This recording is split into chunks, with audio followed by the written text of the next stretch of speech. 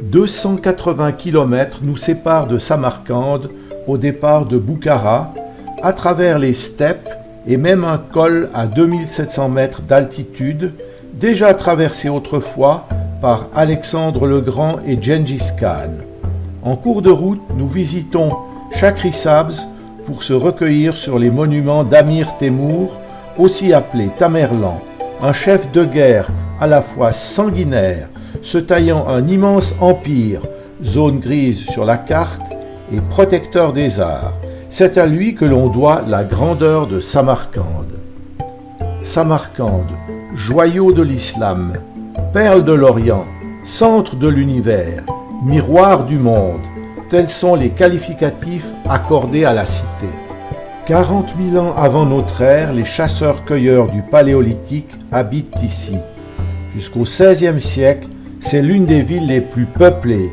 Elle est au carrefour des routes de la soie, vers la Perse, la Chine, l'Inde.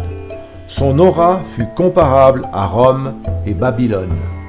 C'est au coucher du soleil que nous arrivons au cœur de cette cité qui abrite l'une des plus belles places du monde, le Régistан.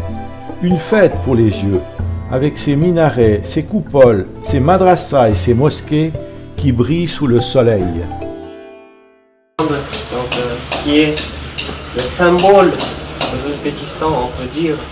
Comme par exemple, si quelqu'un veut aller en France, ils sont obligés de voir tout d'abord la Tour Eiffel. La Tour Eiffel, bien sûr, ça c'est déjà la ville de Paris. Quand quelqu'un qui veut venir en Ouzbékistan, voilà, qu'il avait rêvé pendant 20 ans de rêve, hein, donc il a toujours envie. Donc, comme la découverte de la ville de Samarcande. Donc, dans la ville de Samarcande, voilà, les monuments historiques, la plupart monuments historiques qui remontent, voilà, 15e et 14e siècle. Donc, de notre ère, ça correspond, voilà, donc, à l'époque de Timuride.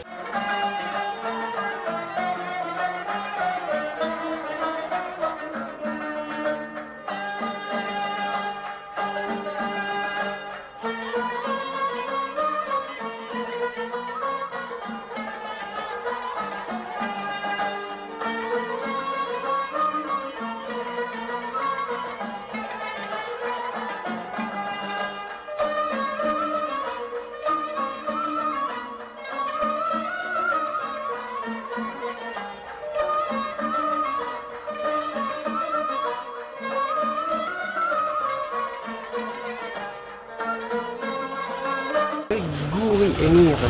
Donc le mausolée Gouri Emir tire son nom donc, de Amir Temur de Tamerlan, donc du créateur d'un vaste empire. Mais les premières constructions de ce terrain est liée avec le nom de son petit-fils Muhammad Sultan. Muhammad Sultan qui était mort pendant la campagne qu'on avait organisée donc, pour l'Asie mineure, donc pour la Mongolie.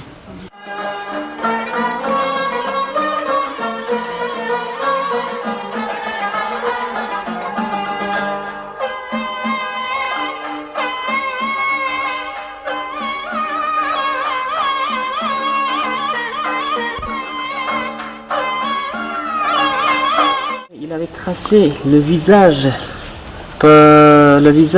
qui donnait un peu le portrait de Amir Temur en faisant la restauration des briques cuites, voilà. Il nous reste voilà, des petites, voilà, donc, vous voyez, ça c'est les vestiges.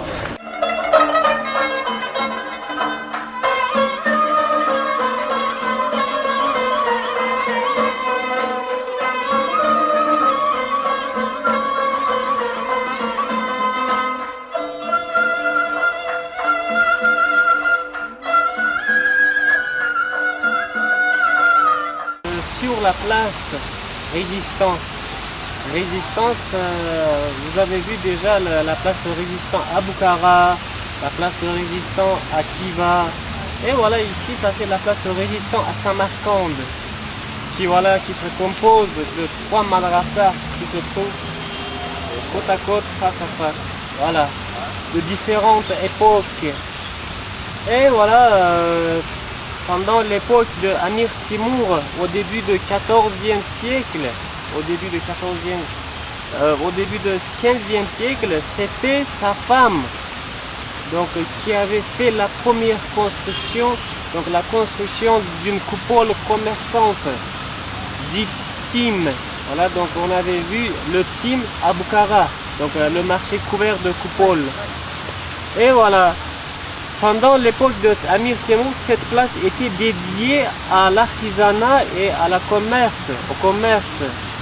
Donc les grandes constructions étaient commencées seulement voilà, à l'époque de son petit-fils, Ulugh Bek, qui avait commencé les constructions en 1417 jusqu'à 1440, en construisant sa première madrasa Ulugh Bek, et puis un caravansérail, donc le réfugié, donc un bon marché pour les caravaniers qui venaient des autres pays, des autres régions à Samarcande.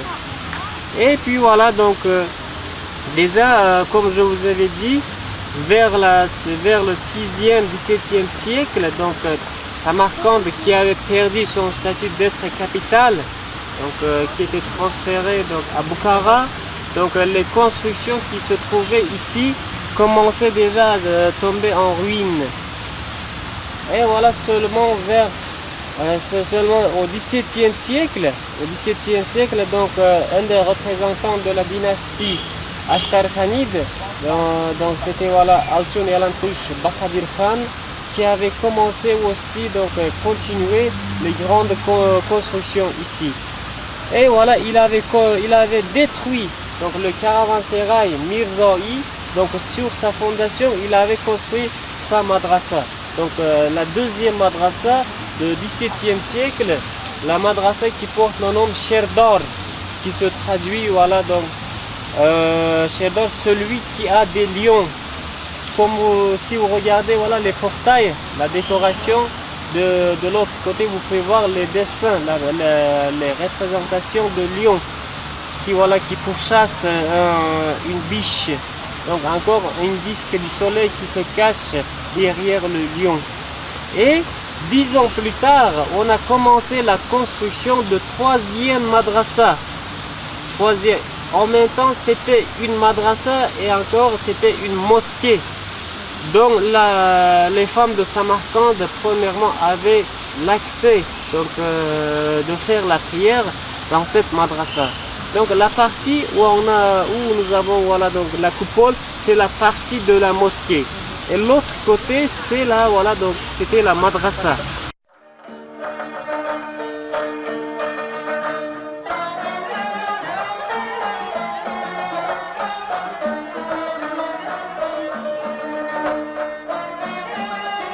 Entrée dans la madrasa Ulugh Bek.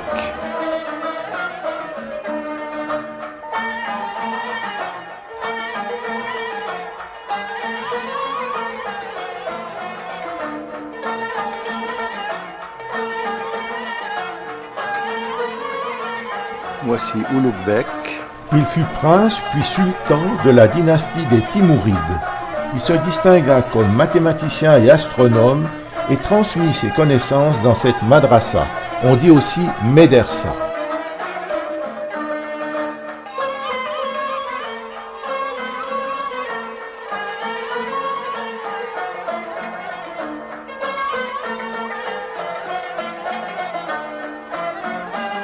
Entrée à la madrasa Tillakari.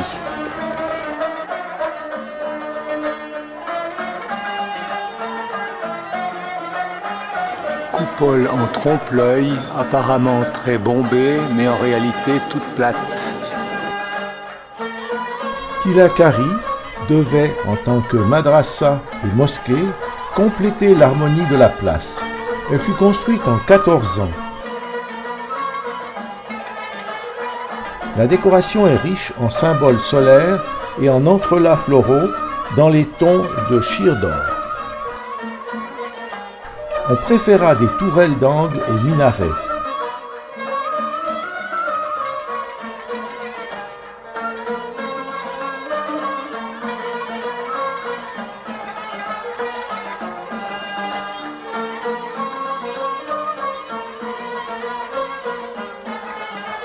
Entrée Entrée dans la madrasa Sherdor.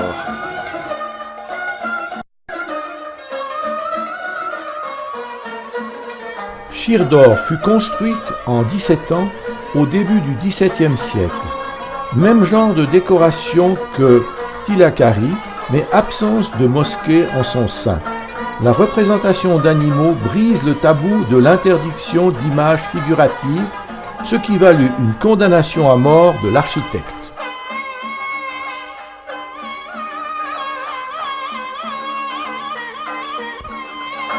Mosquée Bibi Khanoum, qui a été construite à la fin du XIVe siècle et au début du XVe siècle, notamment en 1999, et qui a duré, donc la construction qui a duré jusqu'à 1404. Donc Amir Temur, qui était déjà dans la campagne sur l'Inde, donc il était construit dans un délai le plus court. Selon les informations disent que c'était la mosquée qui était construite par sa femme Bibi Khanoum. Bibi Khanoum qui était la fille d'un roi de Mongolie. Les femmes, elles avaient quand même leur mot à dire parfois. Oui, voilà, donc c'était sa femme qui voulait offrir un cadeau juste à l'arrivée des campagnes sur l'Inde. Entrée maintenant dans le bazar local.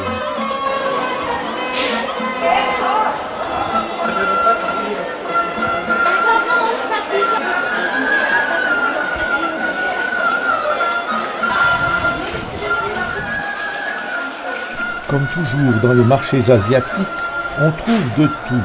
Pâtisseries, fruits séchés, épices, fruits et légumes frais, habits, tout cela dans un festival de couleurs, d'odeurs et de musique, servi par des commerçants souriants et patients.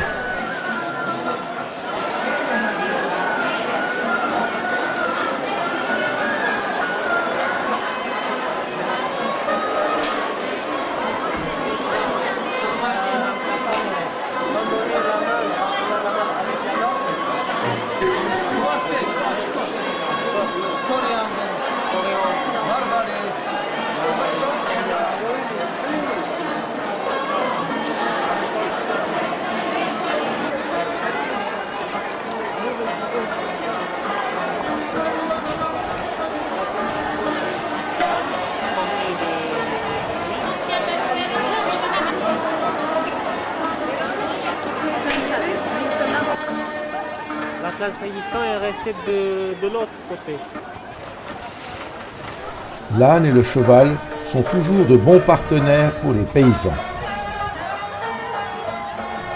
Juste en face, un cimetière musulman.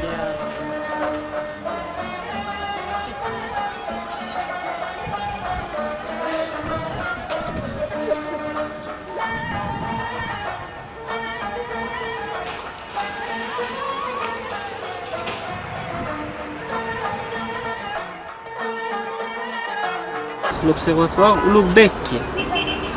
Parmi les monuments historiques de Samarcande, l'observatoire Ulugh-Bek tient une place importante. L'observatoire Ulugh-Bek qui a été construit en 1428 et voilà pendant un an, qui a duré donc jusqu'à 1429. Ulugh-Bek qui était le petit-fils de Amir Temur, qui était un grand astronome. Pour la construction de cet observatoire, on a choisi donc la colline Koupak, à côté des petites montagnes qui s'appelaient donc Chopin Afrasiab. Donc l'emplacement de cet observatoire devrait être insensible aux secousses de la Terre. Musée de l'Observatoire avec sa voûte céleste.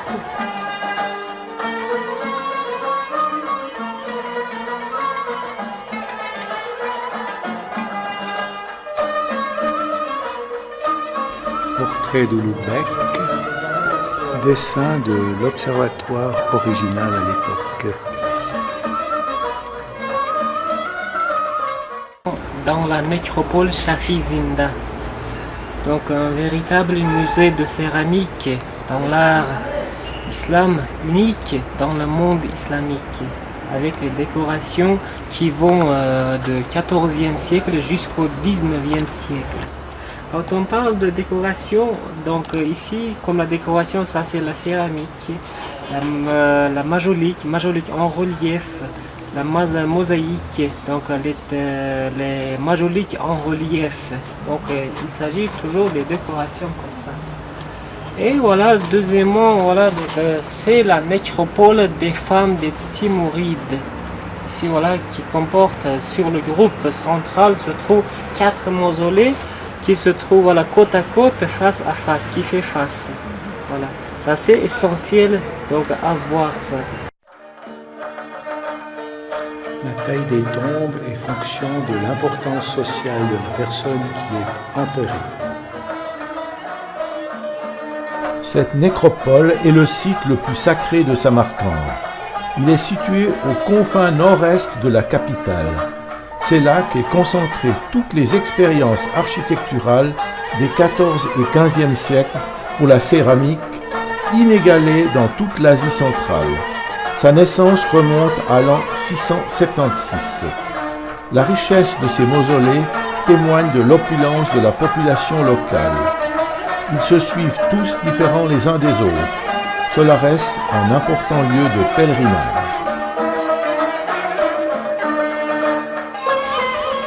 Voici maintenant le cimetière au XXIe siècle. Les choses ont bien changé.